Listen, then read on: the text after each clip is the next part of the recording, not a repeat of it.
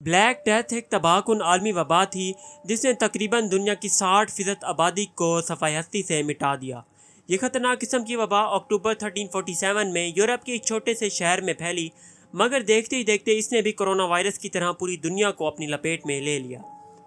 تو اس خطرناک قسم کی وبا کے متعلق میں نے کچھ ایسے سوالات کے جوابات ڈھونڈے ہیں جو کہ آپ کے دماغ میں اس وقت گھوم رہے ہیں۔ السلام علیکم دوستوں، میں ہوں آپ کا دوست اور ہوسٹ وقاص اصغر اور آپ دیکھ رہے ہیں اصغر ٹی وی۔ پہلا سوال، یہ وبا کیسے شروع ہوئی اور کس طرح پھیلی؟ ریسرچرز کے مطابق یہ خطرناک قسم کی وبا ایشین ممالک میں 2000 سال پہلے کارگو شپس کی وجہ سے پھیلی تھی، کیونکہ اس میں ایک ایسا بیکٹیریا پایا گیا تھا جس کی وجہ سے یہ وبا پھیلی۔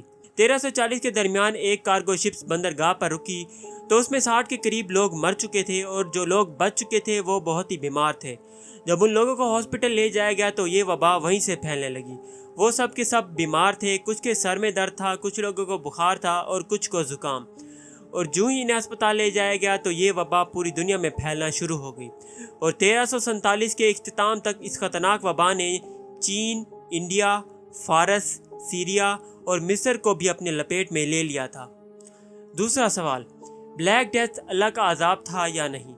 ناظرین گرامی، 2000 سال پہلے انسان کے پاس اتنی جدید ٹیکنالوجی موجود نہیں تھی کہ وہ اس خطرناک قسم کے وبا کو پہچان سکیں، تو کئی لوگ یہی ماننے لگے کہ یہ خدا کی طرف سے نازل کردہ عذاب ہے، کیونکہ یورپ میں اس وقت فحاشی اور زنا بہت ہی عام تھا، اور یہ بھی کہا جاتا ہے کہ جو لوگ اس بیماری میں مبتلا ہوتے تھے وہ سب کچھ بھول جاتے، تو ایسا لگتا تھا کہ وہ مردہ انسان بن کر دوبارہ قبر سے نکل آئے ہیں۔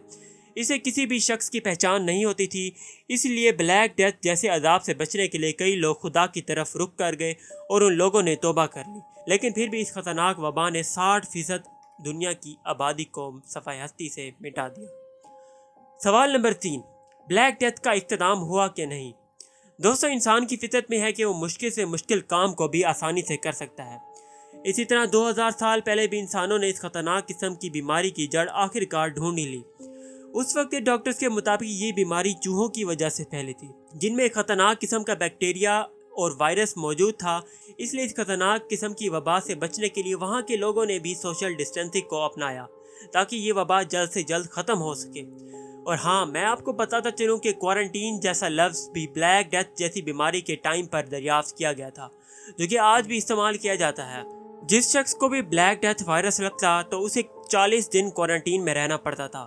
سب سے آخری سوال، کیا یہ بیماری آج بھی ہمارے درمیان موجود ہے؟ جواب ہے جی ہاں۔ ناظرین گرامی، بلیک ڈیتھ خطرناک وبا آج بھی ہمارے درمیان موجود ہے، کیونکہ سن 1350 میں جب یہ وبا ختم ہوئی تو اس سے کچھ عرصے بعد ہی یہ پھر سے پھیلنے لگی، مگر اس دور کے سائنسدانوں نے اسے روکنے کے لیے ایک اینٹی بائیوٹک دریافت کی جو کہ آج بھی استعمال کی جاتی ہے۔ ورلڈ ہیلتھ آرگنائزیشن کے مطابق ہر سال 1000 سے 3000 تک کے کیسز بلیک ڈیتھ کے لیے رپورٹ کیے جاتے ہیں۔ ناظرین گرامی، یہ وبا بھی کرونا وائرس کی طرح ہی تھی جو کہ ختم ہونے کا نام ہی نہیں لے رہی تھی، اس لیے ہمیں بھی چاہیے کہ سوشل ڈسٹینسنگ اختیار کریں اور ماسک لگائیں، کیونکہ اس دور کے لوگوں نے بھی سوشل ڈسٹینسنگ اختیار کی تھی، اس لیے ان لوگوں نے بلیک ڈیتھ جیسی خطرناک وبا کو شکست دے دی۔ تو ہم بھی کرونا وائرس کو شکست دے سکتے ہیں، سوشل ڈسٹینسنگ اختیار کریں اور ماسک لگائیں۔ تو ناظرین گرامی، یہ تھی میری آج کی ویڈیو۔ یہ ویڈیو اگر پسند آئے تو اس ویڈیو کو لائک کر دیں، کمنٹ کر دیں اور اس ویڈیو کو زیادہ سے زیادہ شیئر کریں تاکہ یہ ویڈیو آپ کے فرینڈز اور فیملی ممبرز تک لازمی پہنچ سکے۔ تو میں ملوں گا آپ سے نیکسٹ ویڈیو میں، تب تک کے لیے دیجیے مجھے اجازت۔ اللہ حافظ۔